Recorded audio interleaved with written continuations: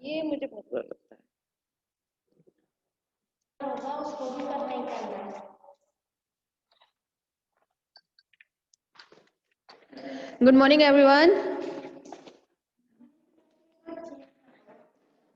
हाँ भाई, second year आप लोगों के में जो टॉपिक स्टार्ट हुआ है that is a respiration in Pila. ठीक है, हम लोगों ने कल बात की थी पाइला में रेस्पिरेटरी ऑर्गन्स के बारे में, और जिसमें हम लोगों ने गिल्स वगैरह के सबके स्टडी किए थे, लेकिन हाँ मैकेनिज्म स्टडी किया था जब तो सिर्फ एक ही थी। Thank you. हाँ भाई, एक सेकेंड।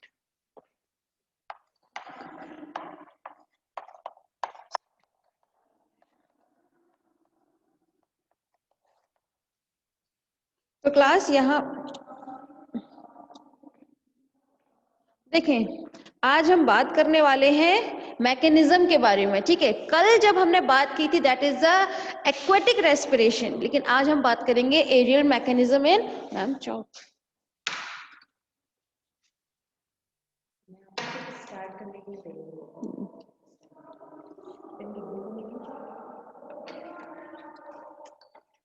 हाँ ठीक है, तो आज हम बात कर लेते हैं एरियल रेस्पिरेशन के बारे में।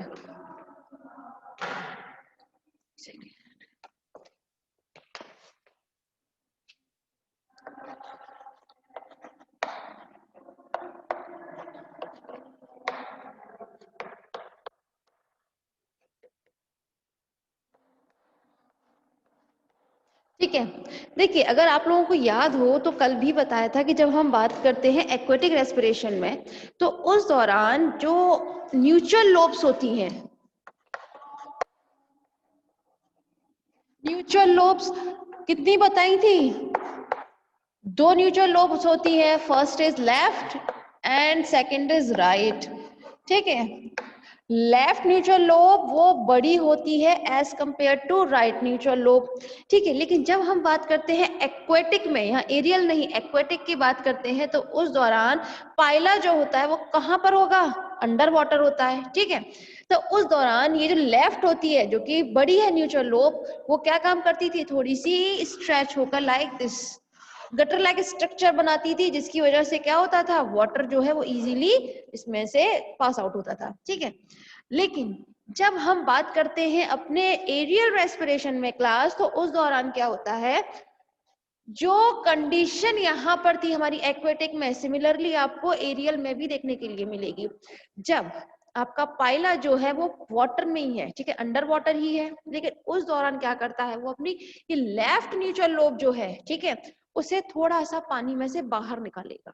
ठीक है, सपोज कीजिए ये आपका वाटर है, यहाँ पर आपका क्या है? पाइला है। ठीक है, अब पाइला है जब यहाँ पर, तो उस दौरान क्या करता है? इसमें से सिर्फ एक न्यूट्रल लोब, कौन सा होगा? That is the left neutral lobe. ठीक है, क्या करेगा? पानी में से ऊपर की तरफ निकालता है। ठीक है, अब जाहिर सी बात है जब उसने लेफ्ट न्यूट्रल लोब बाहर निकाला हुआ है, तो उस दौरान वेरी गुड मॉर्निंग। देखें, लेकिन जब हम बात करते हैं अपने लेफ्ट न्यूट्रल लोब की, तो उस दौरान क्या करता है? कल आपको बताया था पल्मोनरी सैक के बारे में, तो पल्मोनरी सैक कहाँ प्रेजेंट था? आपके पल्मोनरी चैम्बर में। ठीक है, तो ये जो आपका लेफ्ट न्यूट्रल लोब है, इसने क्या किया? इसने एयर में निकाल रखा है बाहर। ये तो वाटर है आपका, जहां पर क्या है? आपका पाइला है, सिर्फ और सिर्फ लेफ्ट न्यूट्रल लोब उसने एयर में निकाला हुआ है। अब उस दौरान होगा क्या?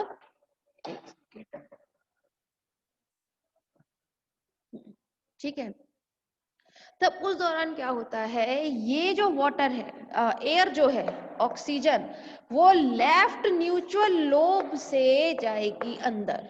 ठीक है, और कहाँ जाएगी आपकी? ये जाती है आपकी पल्मोनरी चैम्बर में। कहाँ जाएगी? पल्मोनरी चैम्बर में जाती है, और पल्मोनरी चैम्बर में जाने के बाद ये एयर मतलब ऑक्सीजन की हम अगर हम बात करें तो ये कहाँ जाएगा? पल्मोनरी सैक में जाएगा। अब यहाँ पर जो एयर आ चुकी है अब, तो अब उस दौरान एयर में से यहाँ पल्मोनरी सैक में जाने के बाद जब यहाँ पर एयर जो है उसमें से क्या होगा? गैसियस एक्सचेंज होता है। क्या होता है? गैसियस एक्सचेंज होगा। अब ये एक्सचेंज जो है किस वे में होगा, एक तो एयर और पल्मोनरी सैक में जो ब्लड वेसल्स होती हैं, ठीक है, क्या होती हैं, ब्लड वेसल्स।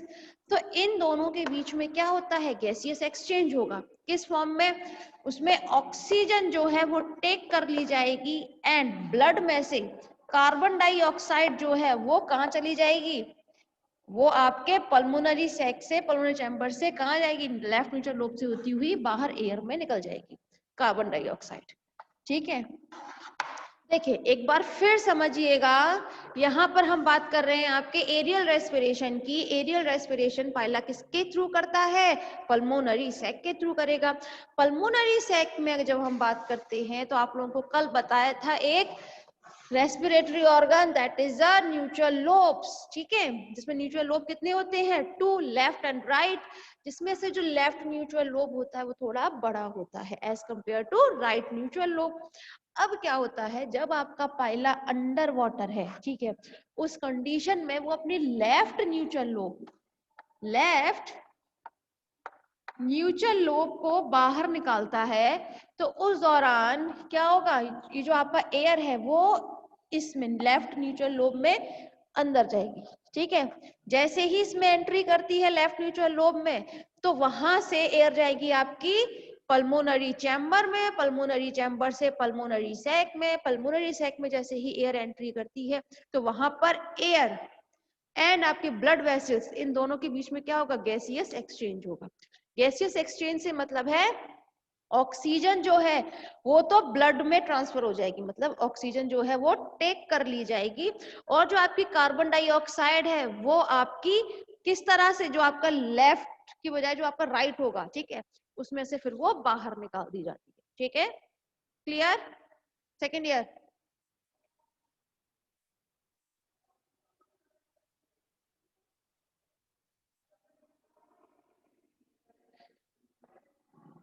यस, हाँ, गुड। देखें, लेकिन अगर आप लोगों को, अच्छा ये बताइए, आप लोगों को कल एरियल समझ में आया था ज्योति? गुड। देखिए, हाँ, एरियल समझ में तो आया था कल, आई मीन टू से सॉरी, एक्वाटिक। उसमें कल मैंने एक समझ में आया था ना बेटा? यस, ओके, ठीक है, तो चलें फिर। यहाँ पर हमने बात की है आपकी एरियल रेस्पिरेशन के बारे में, ठीक है। अब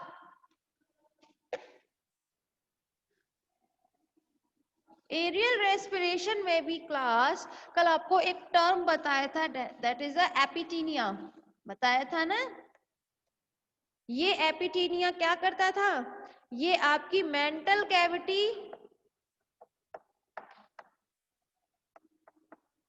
एंड ब्रैंकियल चैम्बर, इन दोनों को ही अलग करता था।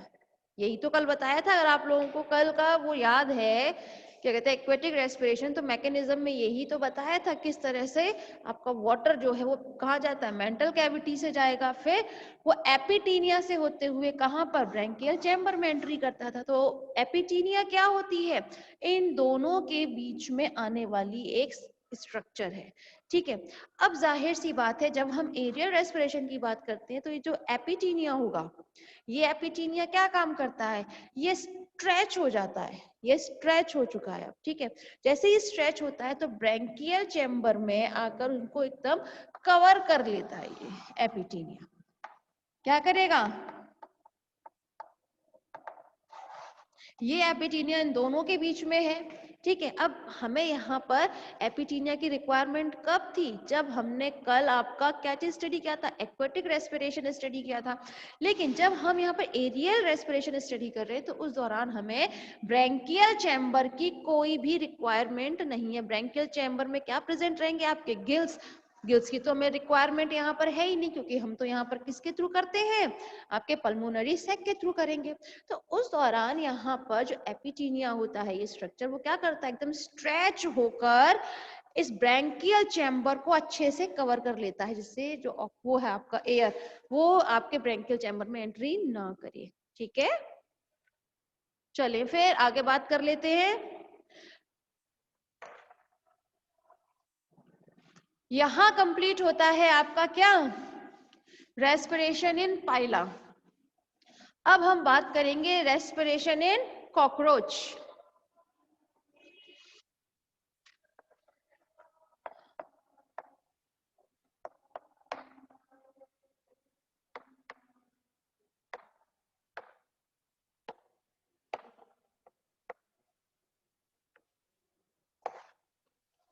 देखिए जब हम बात करते हैं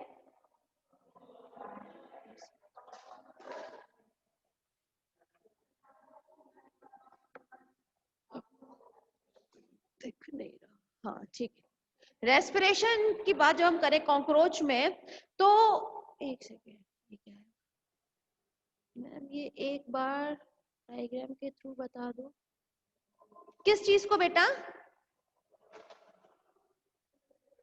छवि बेटा किस चीज की बोल रहे हैं आप?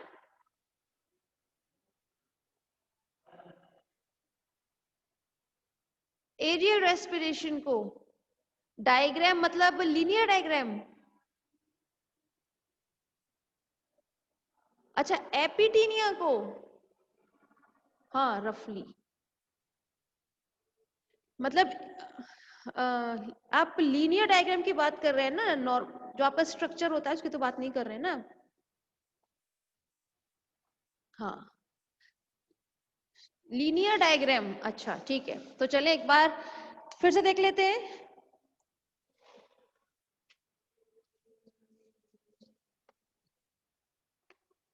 लीनियर डायग्राम इन, डायरेक्ट लिख देती हूँ रेस्पिरेशन। एरियल रेस्पिरेशन में जब हम लोग बात करते हैं तो एरियल रेस्पिरेशन किसके थ्रू होगा? आपका पल्मोनरी सैक के थ्रू होगा, ठीक है। लेकिन एंट्री जो है वो होगी लेफ्ट न्यूट्रल लोब से।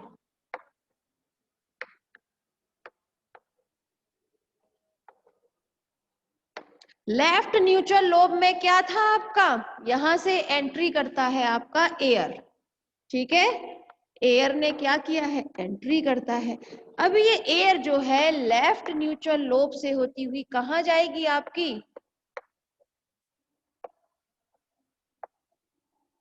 पल्मोनरी चैम्बर में। कहां गई? पल्मोनरी चैम्बर में जाती है। इसी तरह बात कर रहे हैं ना बेटा आप छवि, लीनियर डायग्राम की। छवि है ना बेटा, ये होता है एक्चुअली, यस मैम, ओके ठीक है। देखें लेफ्ट न्यूट्रल लोब से कहां जाती है? पल्मोनरी चैम्बर में। लेकिन जब पल्मोनरी चैम्बर में एयर जाती है तो उस दौरान आपका जो ये एपिटीनिया होता है, ठीक है, एपिटीनिया क्या काम करता है? ये स्ट्रेच हो जाएगा। यहां पर तो अभी हमने यहाँ उसको स्टॉप किया है, एयर कहाँ जाती है आपकी? पल्मोनरी चैम्बर में। तो उससे पहले क्या होगा? आपकी जो एपिटीनिया होती है ये स्ट्रेच हो जाएगी, ठीक है। स्ट्रेच होते ही क्या काम करती है ये आपके ब्रैंकियल चैम्बर, ब्रैंकियल चैम्बर को कवर कर लेगी। क्या कर लेती है? कवर कर लेती है। अब यहाँ पर एक्चुअली कवर क्यों किया है? जस्ट बिकॉज ब्रैंकियल चैम्बर में क्या प्रेजेंट रहते हैं? आपके गिल्स प्रेजेंट होते हैं यहाँ, ठीक है। तो हमें गिल्स में थोड़ी ना एयर को करना है, ऑक्सीजन तो ये यहाँ लेगा नहीं एयर में। तो अब क्या करते हैं? तो जैसे ही एपिटीनिया ने आपकी ब्रैंकियल चैम्बर को कवर किया, वैसे ही पल्मोनरी चैम्बर से होती हुई एयर कहाँ जाएगी? आपकी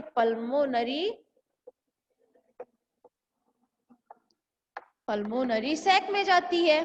कहाँ जाएगी? पल्मोनरी सैक में। अब ये पल्मोनरी सैक में क्या होगा? यहां पर एक, अच्छा देखें, यहाँ पर एक कंडीशन होती है, ये जो पल्मोनरी सैक है यहाँ पर कोई ना कोई,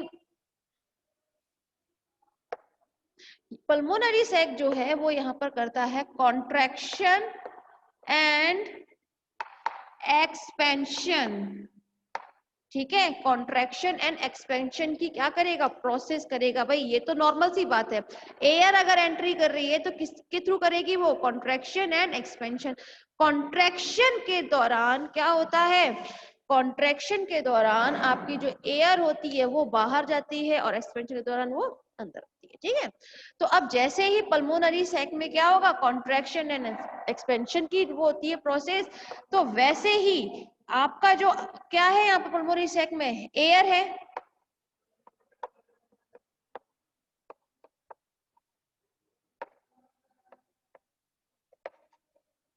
ठीक है। पल्मोनरी सैक में क्या है, एयर है। अब पल्मोनरी सैक में यहाँ पर क्या क्या चीज प्रेजेंट है आपकी, एयर एंड ब्लड। और ब्लड कहाँ होगा, ब्लड वेसल्स में होगा, ठीक है ना। तो मैंने डायरेक्ट यहाँ ब्लड यहाँ पे मेंशन किया हुआ है आप लोगों को। अब यहाँ पर एयर एंड ब्लड में क्या क्या चीज होगा, एयर में तो है आपकी ऑक्सीजन, ठीक। ब्लड में क्या है आपका कार्बन डाइऑक्साइड, क्योंकि ब्लड जो है वो यहाँ पर डीऑक्सीजनेटेड है। एक सेकेंड, ये क्या है, इसका रेस्पिरेशन चल रहा है। भारती बेटा आप अभी आए हैं क्या, ये एक्चुअली बेटा अभी एरियल उसके बारे में बताया जा रहा है, अभी पाइला के बारे में अभी थोड़ा सा वो था ना, किसी ने बताया था, यस मैम, हाँ अच्छा अच्छा अच्छा अच्छा, ठीक है। तो बेटा देखें भारती, यहाँ पर हम बात कर रहे हैं पाइला में एरियल रेस्पिरेशन के बारे में, ठीक है। तो यहाँ पर जस्ट एक लीनियर डायग्राम के थ्रू पूरा ये समझाया जा रहा है, ठीक है। अब आप यहाँ पर थोड़ा समझ लीजिए, कोई कंफ्यूजन रहता है तो फिर आप मुझसे पूछ लीजिएगा, ठीक है भारती, ठीक है बेटा, ओके। देखें अब यहाँ पर एयर एंड ब्लड की जब हम बात करते हैं तो यहाँ पर अब पल्मोनरी सैक में क्या हो जाएगा, गैसियस एक्सचेंज होगा, ठीक है। गैसियस एक्सचेंज होता है तो जाहिर सी बात है, अब आपकी ब्लड में क्या जा चुका है, आपका ऑक्सीजन, ठीक है। और आपका जो ब्लड में क्या था, कार्बन डाइऑक्साइड, वो बाहर निकल जाएगा, ठीक है।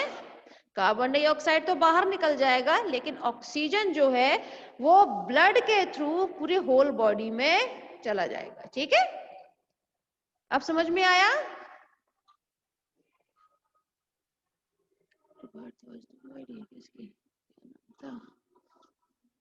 छवि, हाँ यस मैम, ठीक है बेटा। अब तो कोई कंफ्यूजन नहीं है ना सेकेंड ईयर किसी को भी, सभी के लिए क्लियर है ना second year, aerial respiration clear है बेटा,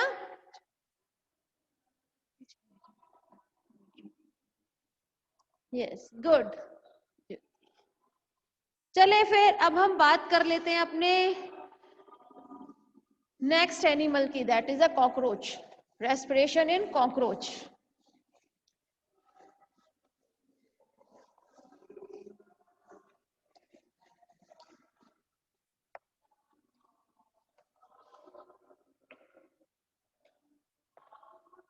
अच्छा,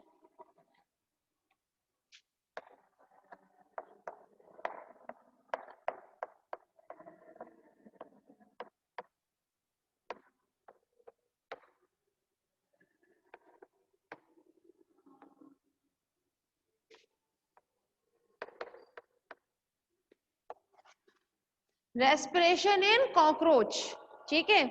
देखिए जब हम रेस्पिरेशन की बात कर रहे हैं तो जाहिर सी बात है, रेस्पिरेशन किसके थ्रू होगा, रेस्पिरेटरी ऑर्गन्स के थ्रू होगा, ठीक है। तो जब हम कॉकरोच में रेस्पिरेशन की बात करें तो इसमें जो रेस्पिरेटरी ऑर्गन होते हैं,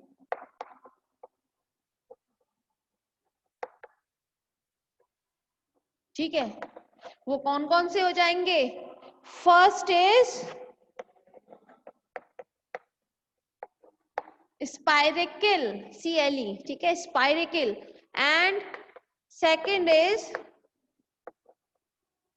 ट्रैकिया, ठीक है। ये जो रेस्पिरेशन है कॉकरोच में वो किसके थ्रू होगा, स्पाइरेकल एंड ट्रैकिया के थ्रू।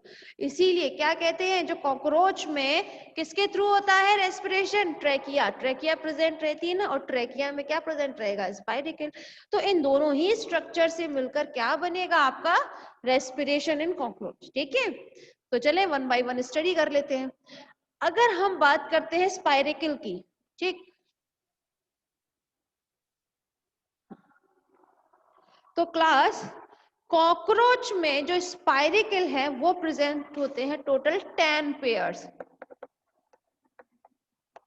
10 पेयर्स स्पाइरिकल प्रेजेंट रहते हैं किसमें? कॉकरोच में। कॉकरोच का अगर आप लोगों को डायग्राम याद हो तो कॉकरोच की जो बॉडी होती है वो 3 पार्ट्स में डिवाइड रहती है, हेड, थोरैक्स एंड एब्डोमेन। ठीक है, हेड रीजन में तो कोई स्पाइरिकल प्रेजेंट नहीं होगा, लेकिन इसमें 10 पेयर्स में से जो 2 पेयर्स है, ठीक है, वो प्रेजेंट होते हैं थोरैसिक रीजन में, ठीक, and 8 pairs of spiracle is present in the abdomen region। ठीक है, तो यहां पर हम बात कर रहे हैं आपकी किसकी? रेस्पिरेशन की। कॉकरोच में, तो कॉकरोच में रेस्पिरेशन जो है वो 2 स्ट्रक्चर से मिलकर बना है, that is a spiracle and trachea. अब स्पाइरिकल की जब हम बात करते हैं तो ये कॉकरोच में होते हैं टोटल 10 पेयर्स, जिसमें से 2 पेयर्स तो हैं आपके थोरैसिक रीजन में और 8 पेयर्स किसमें है? आपके एब्डोमेन में प्रेजेंट है। ठीक है, अब जब हम बात करें इसमें इन स्पाइरिकल्स की, तो इसमें एक सेकेंड मैम, थोड़े से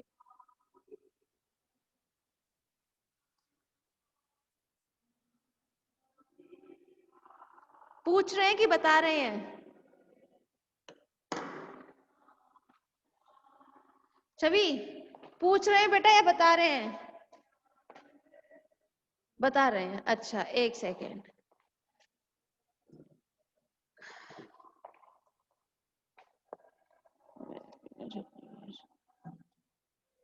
चलो अच्छी बात है, थैंक यू। देखें, अब हम बात कर रहे हैं, अच्छा अच्छा ठीक है, थैंक यू। देखें, जब हम बात करते हैं स्पाइरिकल की, ठीक है, तो ये जो आपका स्पाइरिकल है ये कितने उसमें प्रेजेंट रहेगा? ये आपके 2 पार्ट्स में, that is a thoracic and abdomen. अब ठीक चले, अब हम बात कर लेते हैं एब्डोमेन की। हाँ, देखें, अब हम बात कर लेते हैं स्पाइरिकल की। तो जो स्पाइरिकल होता है इसमें इसमें आगे की तरफ, हम स्पाइरिकल की अगर हम बात करते हैं तो इसमें एक काइटिन का बना हुआ एक स्ट्रक्चर प्रेजेंट रहता है, दैट इज अ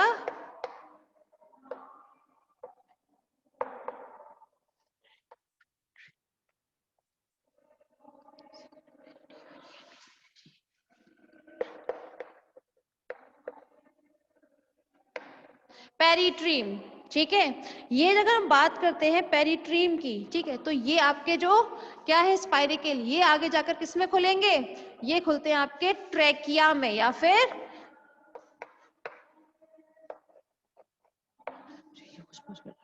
ठीक है ट्रैकिया में खुलते हैं। ट्रैकिया जो है वो किसमें प्रेजेंट रहेंगे? ट्रैकियल चैम्बर में प्रेजेंट रहते हैं। अब क्या है ये? अच्छा ठीक है, किसमें? ट्रैकिया जो है किसमें प्रेजेंट रहते हैं? आपके ट्रैकियल चैम्बर में प्रेजेंट रहते हैं। अच्छा, अगर हम बात करें आपके स्पाइरिकल्स की, तो स्पाइरिकल भी इजीली बंद हो सकते हैं, किसके थ्रू? वॉल्व के थ्रू। जो स्पाइरिकल है, ठीक है, वो किसके थ्रू बंद हो सकते हैं? इजीली वॉल्व के थ्रू बंद हो जाते हैं। ठीक है, अब देखिए जरा क्लास, यहाँ पर अगर हम बात करें स्पाइरिकल की, ठीक है, तो स्पाइरिकल कहाँ खोलेंगे? ट्रैकिया में। ट्रैकिया भी थोड़ी देर पहले बताया था कि ये भी इसमें किसमें हेल्प करेगा? आपका रेस्पिरेशन में। तो चले एक डायग्राम देख लेते हैं हम लोग। क्या था ये?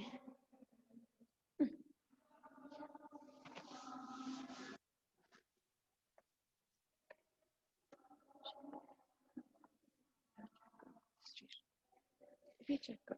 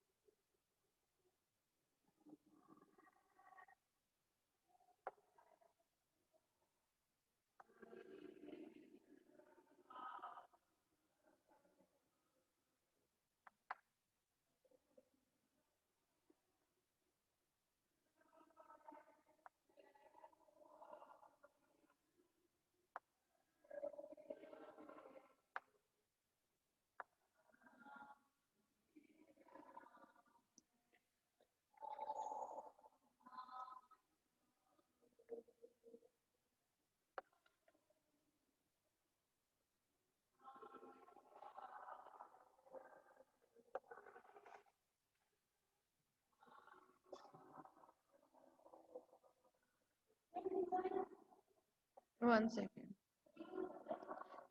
अच्छा, 1 सेकेंड। सेकेंड ये जरा रीजन करें आप।